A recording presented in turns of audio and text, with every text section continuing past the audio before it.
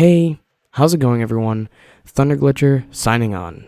And we need to have a discussion about something that I think is important if you're following the whole DecaGear scene. And that's, what the hell is going on with this company? Why aren't they shipping their newly released Deca moves? And will the DecaGear even happen? Will we ever get updates on the headset again? Or is this just some vaporware as the VR community has thought for the longest time? The short answer to all of these questions is, I don't know.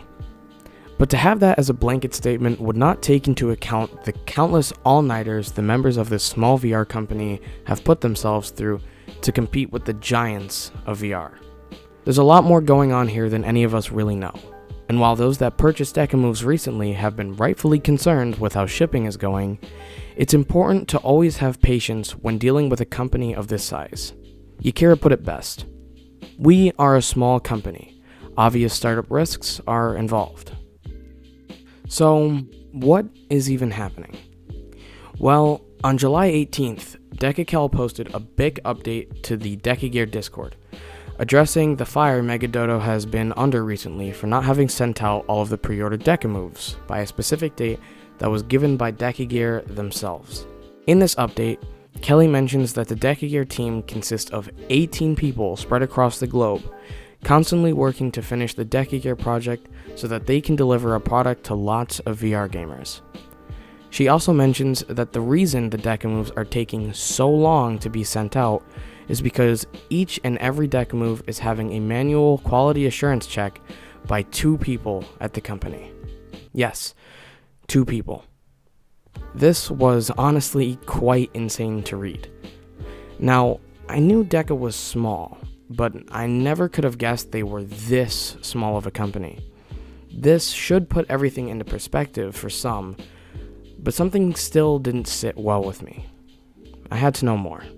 Luckily, Kelly added more in this update, and maybe that would explain the lack of shipping updates, or rather, inconsistency of shipping. Because believe it or not, some people did get tracking numbers, and some Deca moves are shipping right now. But none of them were in specific order of those that ordered during the pre-order campaign. It just seemed random, and in the later parts of this update, Kelly goes on to explain that, yeah, it is pretty much random. They weren't going based off of when people pre-ordered Deca moves, they just had to be a part of the early or early-ish mover tier in the campaign. And to some, that will sound like a turnoff, but to others, it means they won't be stuck receiving theirs last because they ordered last. So, big ups to them, I guess. She adds that if you do genuinely have an issue with how things are going in regards to your Deca move, you can contact their support team via putting in a ticket and waiting. Okay, so, clarity. They've given an update on the Deca move, and now we know why they haven't all arrived. But what about the main course? The star of the show? What is going on with the DecaGear?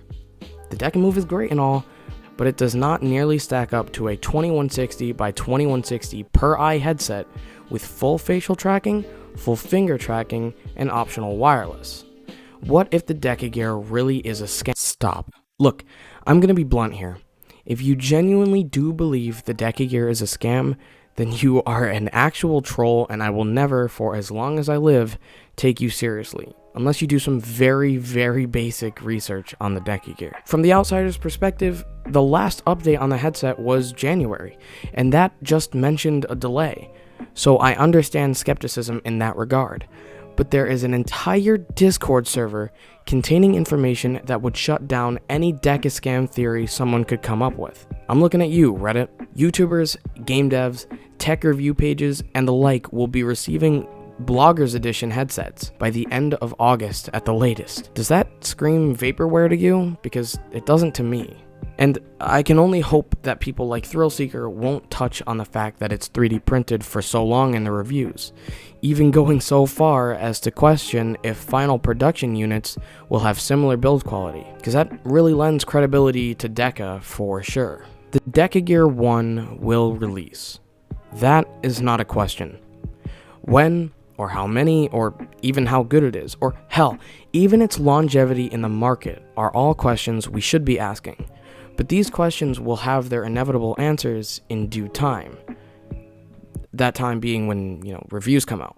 Now, I'd like to close off this video by saying that I have a song out now. It's called Over Now, and I highly suggest you give it a listen. I put a lot of work into it, and I should be releasing 2 more tracks by this month's end. Also, I am not going to make DecaGear my identity. I'm just going to get that out right now. I'll keep making Deca news, and it'll keep getting Deca views, but that will not be the main focus of this channel, even though my upload schedule really looks like that. VR content and music is my main focus, but I feel I needed to get this video out, as I don't think anyone else would have. Anyways, thank you so much for watching. Make sure to like, subscribe, and share this video with all Deca skeptics in your local area. And until next time, this is ThunderGlitcher, signing off.